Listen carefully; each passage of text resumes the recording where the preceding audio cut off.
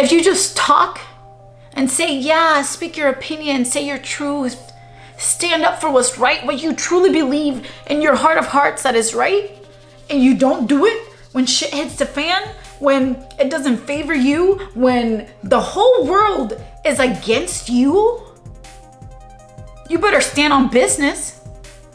Because if you don't, then what is it? What are you preaching? Hello, beautifuls. My name is Giselle, co-host of the Strong Sunflowers podcast and founder of G is for Growth. And today we're going to talk about maybe the reason why Candace Owens allegedly got fired from the Daily Wire. Did she quit? Did she get fired? I don't know, but let's talk about it. If you're new here, we talk all about growth mindset, travel, self-care, self-love, and just being a wholehearted person and showing up authentically. If that's you, make sure you like, subscribe to the channel, and let's get right into it.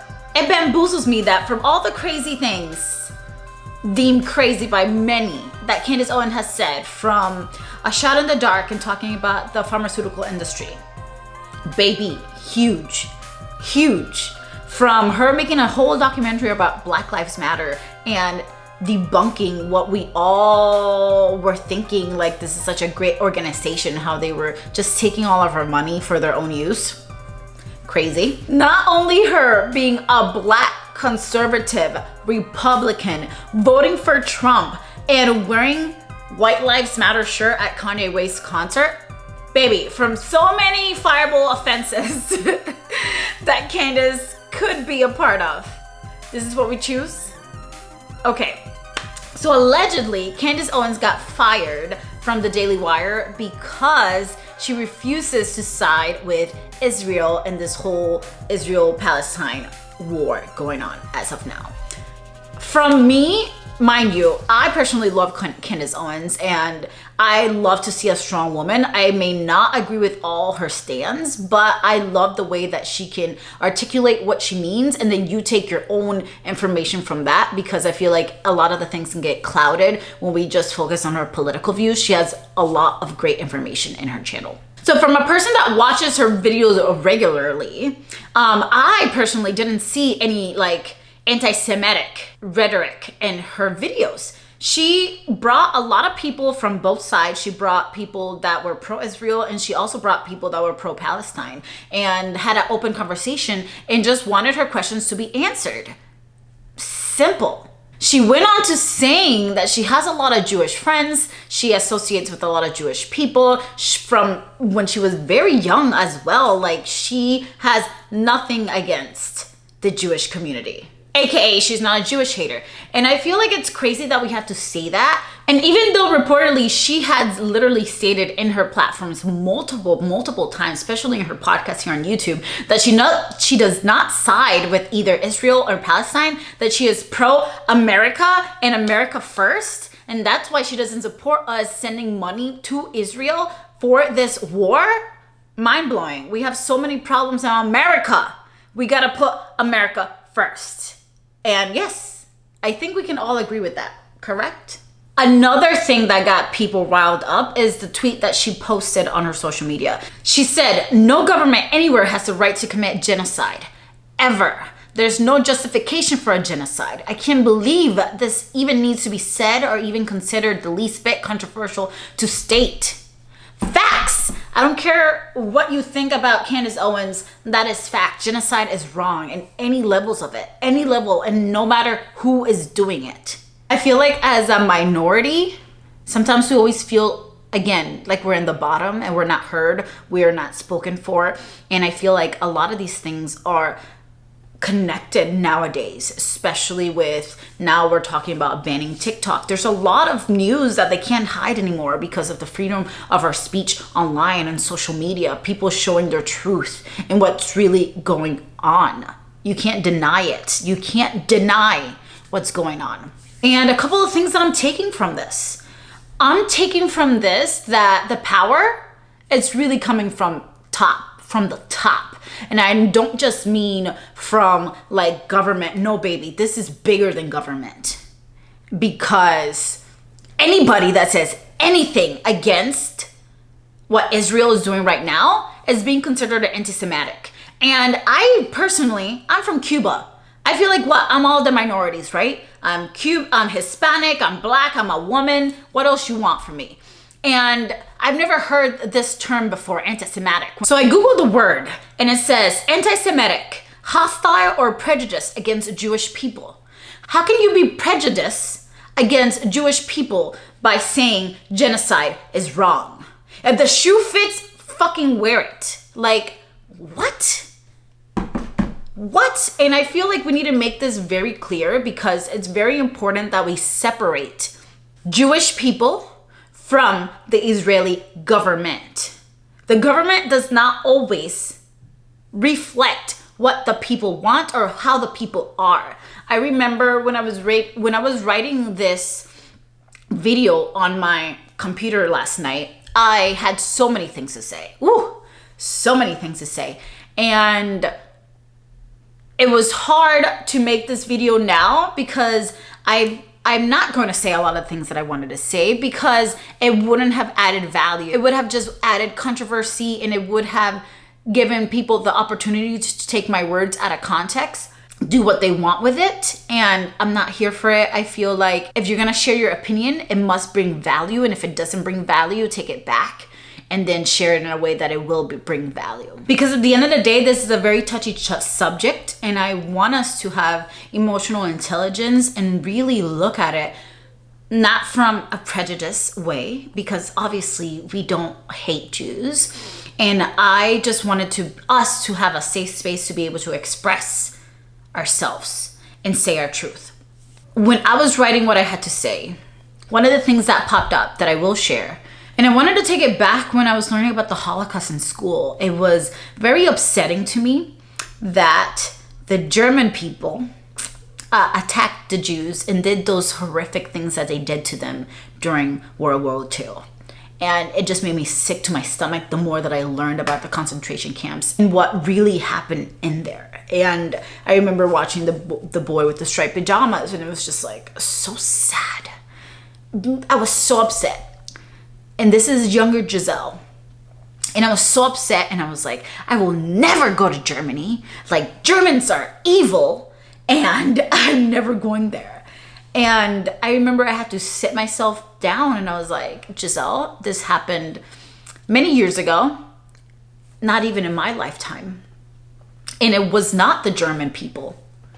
It was a group of people, individuals that were German, that caused this hatred and this horrible, heinous crimes against the Jews. And I had to separate that because Germany itself wasn't bad. The German people themselves weren't bad. It was a few individuals that decided to do this horrific thing. And I had to take away that and separate the two. It took me a minute, but I was able to. And I feel like that's what we're doing now, and people are not allowing us to say that or do that. We have to be able to separate the two. It's not that we hate the Jewish people. It's that we do not condone what the Israeli government is doing. There are two different things, and that does not make us anti-Semitic. It just doesn't. The two can live completely separate from each other. And I never thought I would experience a genocide in my time, you know. And I know that there might be a lot of other genocides occurring, like when we talk about the Congo and Yemen. I don't know a lot of these things. Again, we're not educated. The public is not educated. We're left in the dark when it comes to things like these. But this one, the Palestinian genocide happening right now in the Gaza Strip, I can't deny it. I can't shut it off. I can't deny it. And I don't agree with it. And I would feel like I was feeling a little iffy about bringing this topic to YouTube, just because, again, I know how people are. I know how social media is. And I understand there's always going to be good and bad to all of it. But I just didn't really want to bring politics into my social media or YouTube in general. And just even right now, I was thinking like, damn, You preach on here all about being authentic and being yourself and being respectful, mind you, of yourself and other people's opinions. Being able to see clearly, being able to grow together and see other perspectives. There are people dying. If you don't stand for something, you will fall for anything. And I stand on what I say. I cannot not say anything when it comes to this. I do believe there's a genocide happening. And I'm not okay with that. And if that makes me whatever you want to make me, that's okay. And with that, taking the courage to say those things, I feel like that's why I do not care what anybody says about Candace Owens. Like, she has shown time and time again on the podcast we talk about, you can be a strong sunflower, but I still might not want you in my field. But you can't take that away from her. She stands on business. She stands for what she believes in. You can't buy her. She does her research. You might not agree with her opinion, but you're sure gonna freaking go and do the research and try to figure out, damn, does she have a fucking point? One thing that we can take from this, the biggest thing that I'm going to take from this is when creating a career, when creating a business, when creating anything, make sure that they align to your values. Make sure that you're putting you first. Make sure that you have an exit and an outlet. The Daily Wire just let her go, baby, allegedly, right? You're fired. You're fired from not following the agenda. What agenda? What is the agenda? That's the question that they don't want us to ask. Why was it that the Israeli government was able to spend over $7 million, I'm assuming, because that's what it costs to do a Super Bowl ad, for us to be pro-Israel and send them our taxpayer money for this war against people that can't even fucking defend themselves. It's bonkers to me. It's bonkers to me that we cannot say anything, that you can get labeled as an anti-Semitic. I don't even know how to fucking say the word. It's wild. And people are not wanting to speak up because of that. And I salute the people that are speaking up. I salute the people that stand that any genocide is wrong. All of them. All of them are wrong. Because there are innocent Palestinians. And whoever tells you that they're not are lying. The Palestinians' lives do matter. And even some like huge brands like Huda. Like, oh my gosh. And again, Huda grew up in the States. And she went to the Middle East and she talked about this. She made a video on this about like, wow, so many things that they would tell us about Middle Eastern and Pakistanians, Palestinians, all these things were lies. And how a lot of these people are oppressed. And when and again, Huda Beauty has over 50 million followers? So many followers all throughout the platform. Huda Beauty is $1 billion company. Do you know how much guts and balls it takes to stand up? And not only stand up, but bring facts? Bring the facts to the table. That takes courage. To be authentic when it matters. To be authentic when it matters. Because if you just talk and say, yeah, speak your opinion, say your truth, stand up for what's right, what you truly believe in your heart of hearts that is right, and you don't do it when shit hits the fan, when it doesn't favor you, when the whole world is against you, you better stand on business. Because if you don't, then what is it? What are you preaching? And I'm going to stand on that. And seeing what's happening with Candace Owens and having her platform taken away, in the sense the Daily Wire just, oh, you're out, you're boot, you're kicked. And her having to start from scratch and still standing on business and not being a sellout, that's what we can learn from that. When you align your core values to your life and you live with that authentically, there is no such thing as being wishy-washy. You can't be strict on something, and because your friend does it, then you're more lenient on it. No. There's no wishy-washy when it comes to genocide. And this kind of goes into the other video that I did the other day about being authentically yourself online. A lot of people are afraid to be authentically themselves because they will be judged. They will be labeled. Whether you are Republican, whether you are all lives matter, Black Lives Matter, all of the things. Who you vote for, no one wants to talk about shit because everybody's afraid of being judged, and then the social media takes everything and runs with it, and then you're labeled this thing forever. That kind of thinking just leads us to be repressed and oppressed. There is no freedom of speech. There is no understanding. There is no different perspectives, because if the perspective is different from yours, then it's wrong. I don't agree with that. There's no growth in that. There's only a majority of people that control.